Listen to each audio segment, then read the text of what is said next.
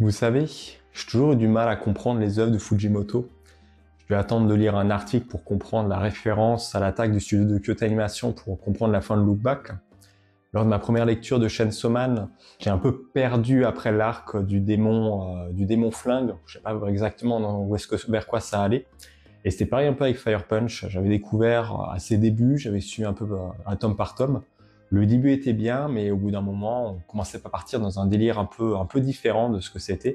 Et la fin, j'avais pas forcément trop compris non plus de exactement le message que Fujimoto voulait faire passer. Est-ce que c'était une fin ouverte? Est-ce que c'était une fin fermée? Est-ce que c'est moi qui n'avais pas compris le message, sachant que je voyais en plus plein de personnes apprécier vraiment l'œuvre et encenser aussi un peu l'auteur. Je me suis dit, tant pis, je laisserai un peu à plus tard, on va essayer de découvrir peut-être un peu le reste de ses œuvres. Et dernièrement, je me suis dit que je vais quand même essayer de me relire un peu Fire Punch pour me redonner un peu un avis. Et c'est ce qu'on va faire. Du coup, j'ai lu les 8 tomes de Fire Punch, et je vais vous donner un petit peu mon avis sur ma relecture, qu'est-ce qui a changé, est-ce qu'il y a des choses que j'ai vues un peu différemment, et est-ce que j'ai mieux apprécié l'œuvre. Bon, déjà, de quoi ça parle exactement Fire Punch? On va suivre Agni, qui est une sorte d'un humain avec un pouvoir de régénération assez accéléré dans le début du récit, qui, en gros, pour nourrir, on est dans une période un peu dans une ère glaciaire, et pour nourrir un peu le village dans lequel il se trouve, Agni se coupe un peu les membres pour pouvoir nourrir les membres du village, vu que la nourriture se fait rare, il n'y a plus forcément trop de gibier. Ça donne un peu à du cannibalisme.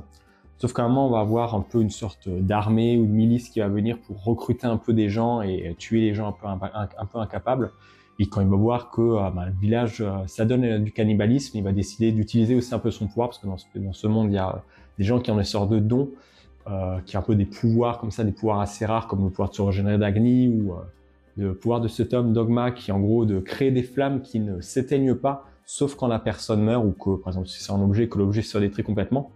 Vous allez vite comprendre qu'en fait, si Agni a un pouvoir de régénération assez rapide, accéléré contre des flammes qui se régénèrent pas, ça risque de qui ne s'éteignent pas, ça risque de poser un petit conflit, d'où la naissance de Chainsaw Man. Donc le village va un peu cramer, et est-ce que je trouve une page peut-être, une bonne page? Le village va cramer et Agni va être complètement en feu, tout en se régénérant un peu au fur et à mesure, sachant qu'il égosse un peu en tant que petit, lorsque la série commence.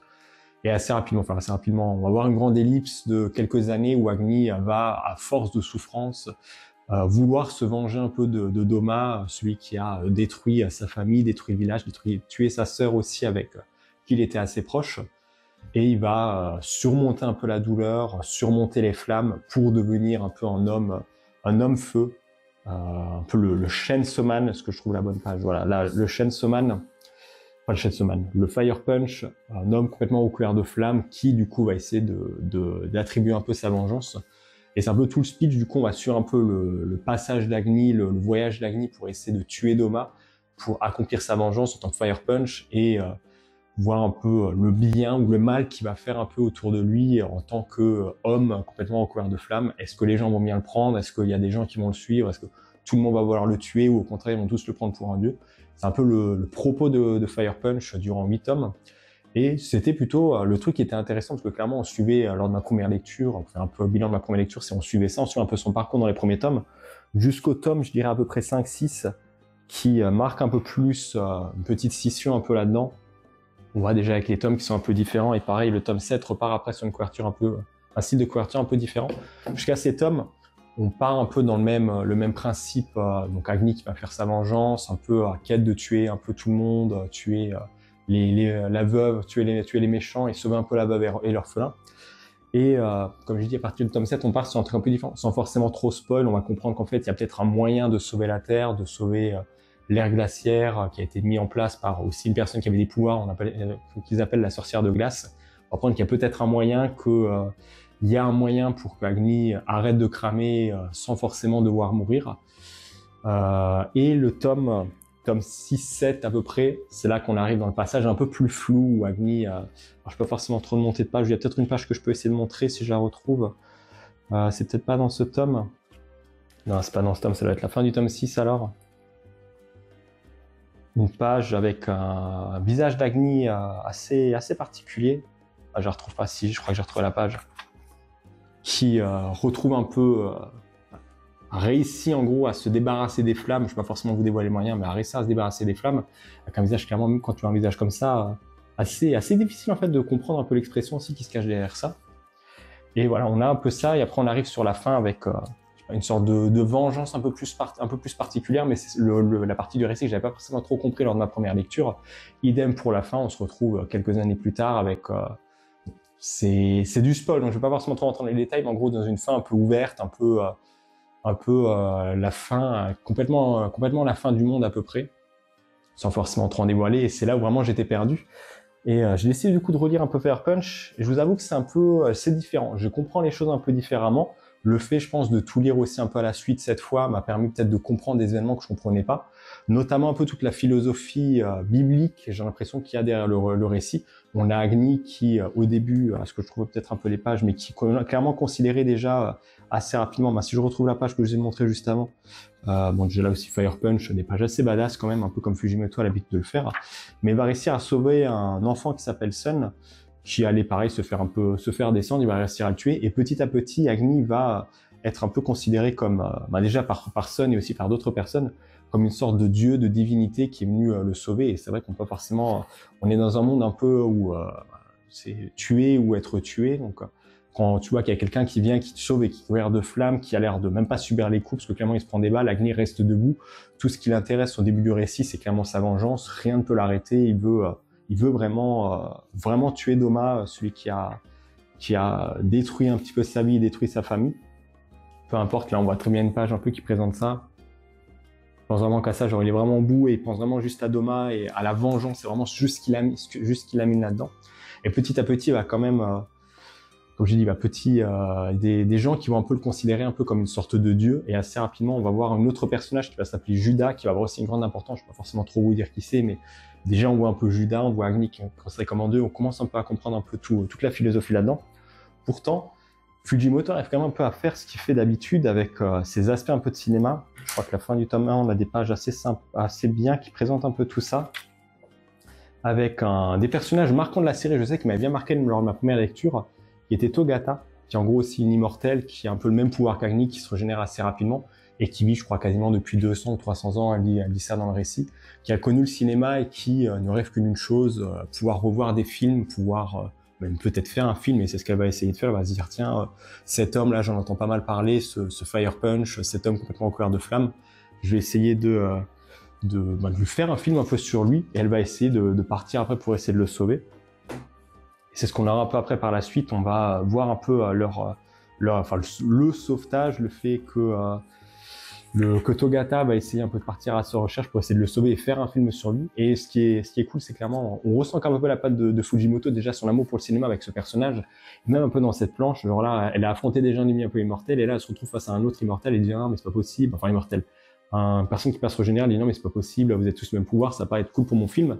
Et juste la page d'après, on a clairement un gros cut, et c'est un peu ce qui fait, ce qu'on avait déjà un peu la force de Fujimoto dans Chainsaw Man, c'est toujours un peu l'idée de nous surprendre, de sortir des choses qui sortent des sentiers battus, parce que clairement, là, on voit un peu la case, on se dit, putain, mais qu'est-ce qui s'est passé? Ça va être un affrontement complètement sanglant. Et pourtant, ça a été cut un peu par l'auteur, volontairement, clairement, pour nous montrer déjà un peu de la frustration et de montrer un peu tout cet aspect du cinéma, montrant qu'il y a des choses qui se passent un peu hors champ. Ce qui est clairement un bon moyen, clairement, de mettre un peu de l'attention dans tout ça. Bon, pour revenir un peu, parce que j'ai l'impression que je commence un peu à m'éparpiller, Agni va du coup réussir un peu à être sauvé, vouloir encore accomplir sa vengeance, et être considéré du coup un peu comme un héros par Togata, qui va lui dire, ok, je vais t'aider pour ta vengeance, mais par contre, il faut que tu me laisses filmer toute ta vie, tout le trajet vers ta vengeance, pour que je puisse faire le meilleur film qui soit, que je fasse un film qui me plaise. Et Agni va un peu accepter ce rôle, parce que lui, tout ce qui l'intéresse de toute façon, c'est sa vengeance, donc peu importe ce qu'il fait, enfin peu importe le chemin qu'il devra parcourir, tant qu'il arrive à son but, c'est tout ce qui importe.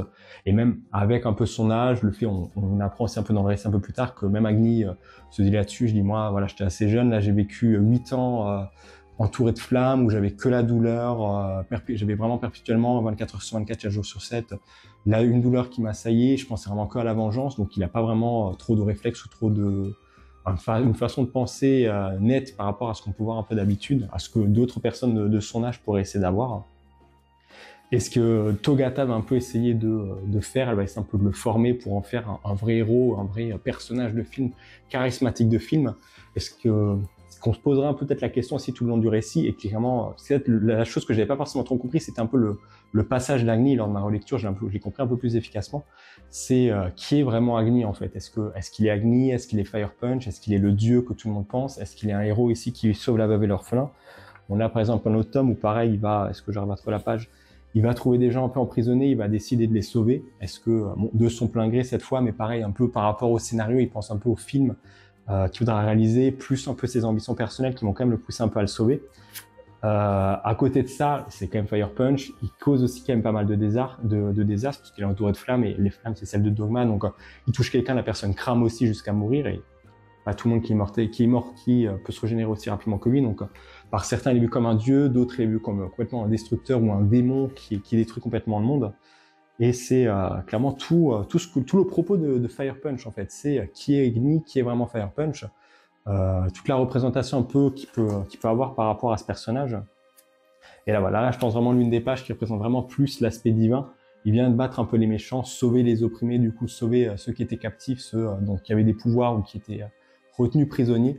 Et ils sont tous en train de le prier, le Seigneur Agni, c'est lui va tous nous sauver, c'est un peu l'avoir, c'est le Seigneur, c'est la personne qu'on doit suivre et qui va ensuite continuer à parcourir un peu tout le reste du récit. Mais outre le personnage d'Agni, Fujimoto nous montre aussi un peu ce qu'il est capable et ce qu'il remettra après aussi en œuvre et ce qu'il fera bien connaître dans Chainsaw Man. Par exemple, l'introduction de personnages assez charismatiques, au design inspiré, dira-t-on, qui sortent un peu des codes habituels avec des pouvoirs toujours plus extravagants et des moments en plus de badasserie. On voit par exemple là déjà un début de combat, pas forcément trop vous en dévoiler non plus. Plus un méchant avec un plan auquel tu t'attends pas, effectivement. Je me rappelle plus forcément, à la fin de ce tome 4, on apprend une petite révélation sur un des personnages, pourquoi un personnage aussi un peu immortel, qui souhaite continuer encore à vivre et a pas forcément fait une chose qu'elle aurait dû faire. Avec une justification, fallait oser, j'avoue, ça reste un peu vraiment du Fujimoto, avec des trucs où tu t'y attends pas, c'est quelque chose d'osé, mais qui reste un peu dans la veine de Fujimoto, de sortir des trucs qui sortent des sentiers battus, et qui met en avant des propos des propos humains à laquelle, bien sûr, tout le monde pourrait être confronté, mais où tu t'attends pas forcément à voir ça dans un manga, en tout cas de cette envergure, plus des personnages un peu tarés. Et si on pense après, voilà, je parlais d'Agni, mais aussi le personnage de Togata, qui, j'avoue, alors au début, je me rappelle dans ma première lecture, c'est un personnage qui m'avait quand même beaucoup marqué. C'était pour moi peut-être même l'un des meilleurs personnages, je la comprenais peut-être un peu mieux aussi, un peu mieux qu'Agni. Lors de la relecture, c'était un peu plus compliqué. Durant son histoire, il y a des moments qui étaient sympas, clairement le moment où elle fait des films, où elle essaye de challenger un peu Agni en essayant vraiment de lui mettre des bâtons dans les roues pour que son film soit du top du top. Il y a quand même des moments assez sympathiques. Mais j'étais quand même un peu resté sur ma faim lorsque j'ai eu le tome. J'ai eu le temps de digérer un peu entre-temps et je comprends un peu ce que Fujimoto a peut-être essayé de faire avec le personnage, essayer de faire un personnage qui se rapproche un peu peut-être de lui-même, d'un auteur qui aimerait faire des choses, qui aimerait créer des films, qui aimerait créer des scénarios dont il a envie, mais dont il est lié à des contraintes ou d'où il ne peut pas forcément être le personnage principal malgré qu'il aimerait être. Il doit mettre en avant ou promouvoir d'autres personnages et d'autres choses que celui qu'il aimerait vouloir mettre en avant. Donc vraiment un personnage, Togata, un peu plus énigmatique, effectivement. Je la voyais vraiment plus badass dans mes souvenirs, mais elle est plus énigmatique et avec une écriture assez singulière, même si j'aurais aimé peut-être apprendre certains événements un peu plus tôt pour voir peut-être l'impact que ça aurait pu avoir. Mais en tout cas, ça reste un bon personnage qui aime bien fait évoluer Agni et qui l'aura un peu modelé dans son sens, on va dire. Et sinon, globalement, qu'est-ce que j'en ai pensé de Chainsaw Man, faut que j'arrête avec Chainsaw Man. Qu'est-ce que j'en ai pensé de Fire Punch après avoir fini ma lecture? Alors clairement, bon, je présente un peu les derniers tomes. La lecture a quand même été un peu plus facile et j'ai mieux compris, je trouve, par rapport à la première fois. Je vous ai parlé déjà un peu avec l'aspect biblique, que ce soit Agni qui est considéré comme un dieu, le fait qu'on ait Judas qui pareil a un grand rôle un peu dans l'histoire, Sun aussi que j'avais cité au début, qui est un peu le personnage qui c'est lui un peu lui qui crée, on va dire, le culte de Chainsaw Man en tant que dieu et qui un peu l'instaure. C'est quasiment on va dire le premier apôtre d'Agni de Fire Punch. Et clairement, on le voit aussi un peu sur la fin du récit, qui clairement l'idéalise un petit peu et découvre après, lorsque la vérité un peu éclate et lorsque les derniers événements arrivent, que finalement ses croyances, un peu comme ce que moi, le sentiment que j'avais eu avec la série, c'est tu penses que quelque chose est acté, tu vois un peu les choses comme ça, tu t'imagines, c'est avec ta vision un peu d'époque, comment était Agni, comment était représenté Fire Punch, comment est-ce que lui l'imaginait, et la réalité finalement quand il se retrouve avec lui, qu'il a grandi, qu'il a évolué, qu'il voit un peu ses croyances s'effondrer, mais qu'il refuse de croire que malheureusement c'est la réalité. Il se dit non, c'est pas possible, il doit y avoir quelque chose qui a poussé Agni ou poussé Fire Punch à devenir ce qu'il est actuellement, à ne plus être celui auquel j'imaginais, auquel j'idéalisais, et je vouais un cul à ce moment-là.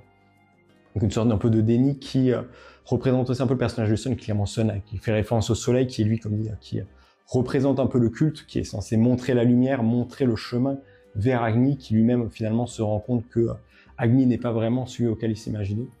Et toute la fin, alors je ne vais pas forcément trop vous montrer la dernière partie, un peu plus particulière, ça reste encore un peu particulier, il y a des moments, certains passages qui passeraient peut-être un peu moins à l'heure actuelle, si ça sortirait à l'heure actuelle, clairement il y a des passages qui je pense seraient un peu polémiques, notamment alors je ne vais pas forcément parler, mais Thomas, il y a un passage avec, je vais rien dire, mais un passage, j'avoue, c'est quelque chose qui est suggéré, qui est montré un peu plus tard dans la série. Il fallait oser. Fujimoto ose, mais effectivement, ça fallait bien oser quand même. Et c'est un peu le propos qu'on retrouve après la fin de la série, qui plus poétique, effectivement, plus contemporaine, même si ça reste un peu une fin ouverte, avec libre interprétation au lecteur, libre un peu des événements et de la conclusion à la récit, qui n'est pas forcément celle à laquelle on s'attendait, un Agni peut-être heureux, peut-être malheureux, qui aura réussi peut-être à gérer ses principes ou pas du tout. Clairement, Agni, c'est un personnage, je trouve, assez complexe, qui mérite peut-être même sa vidéo, son analyse. Je laisserai le choix à d'autres personnes de le faire. Je pense qu'il y a déjà même des personnes qui ont un peu parlé de Fire Punch et parlé du récit dans sa globalité. Mais moi, je vous donne surtout un petit avis global sur la série, de ce que j'en ai pensé. Pour faire peut-être un petit résumé, s'il y en a qui ont la flemme de regarder toute la vidéo. Fire Punch, première lecture, j'avoue mitigé, parce que je pensais que c'était avec le RM de sortie, il y a peut-être des tomes, des passages que je ne me rappelais plus trop. Relecture, je trouve ça quand même déjà un peu mieux écrit, notamment le personnage d'Agni, qui clairement est assez complexe, et regorge un peu de petits détails, d'évolution aussi, à laquelle on ne s'attend pas forcément. L'Agni du début est plus forcément le même qu'à la fin, pourtant il y a quand même des similitudes, on comprend un peu, on voit son cheminement, et les passages un peu qu'il a dû traverser, et l'impact que ça a en tout cas sur lui, parce que Agni reste un petit peu Agni, même s'il est plus, bon, ça veut rien dire, mais Agni reste celui qu'il était, mais en évoluant, en ayant choisi un chemin qu'il a finalement décidé d'accepter, même s'il a fait des choix qu'il regrette. Peut-être un peu tout le message de Fire Punch, finalement, la vengeance ne sert pas toujours, autant rester un peu celui qu'on veut être, mais en respectant un peu nos principes. En tout cas, voilà. Je pense que Fire Punch, ça restera une œuvre que je reverrai peut-être encore à l'occasion. J'ai hésité à la revendre ou pas, vu que j'avais des souvenirs assez mitigés dessus. Je vais quand même la garder. Si jamais vous avez l'occasion de le voir, pourquoi pas. Est-ce que je le conseille peut-être mieux que Chainsaw Man? Alors, je sais qu'il y a des personnes qui n'ont pas forcément aimé Chainsaw Man, mais qui ont préféré Fire Punch. Je pense que déjà que Fire Punch, c'est un peu plus court et au moins une fin par rapport à Chainsaw Man qui est encore en cours et qui n'a pas encore signe vraiment de fin de série. Je pense que Fire Punch, ça peut être quand même une bonne découverte, et clairement, ça permet de voir un peu Fujimoto dans une œuvre clairement qu'il écrit, qui a été bien pensé. Il n'y a pas forcément de moments rush ou de moments où on se dit c'est trop ou c'est pas assez, ou il n'est pas allé au bout de ses idées. On voit clairement que l'histoire va jusque là où est-ce qu'il voulait aller, et clairement, je pense que Fujimoto, pas forcément dire que c'est son chef-d'œuvre, mais ça reste une très grande œuvre de Fujimoto, qui clairement avec Chainsaw Man mérite totalement sa place dans le podium de ses œuvres et dans ses œuvres assez marquantes de l'auteur. Bon, n'hésitez pas en tout cas à me dire si jamais vous avez peut-être lu, la série, si je vous ai peut-être donné envie de la regarder. Même si j'ai peut-être spoil les petits trucs, je vais peut-être essayer de couper ça un peu au montage, on verra, mais j'essaie de pas trop en dévoiler, notamment sur l'histoire. Même s'il faut quand même un peu en parler pour me donner mon avis, mais voilà. Donc j'espère que cette petite vidéo vous aura plu. Si c'est le cas, n'hésitez pas à liker et commenter notre chaîne si ce n'est pas fait. Et sur ce, je vous dis bye tout le monde.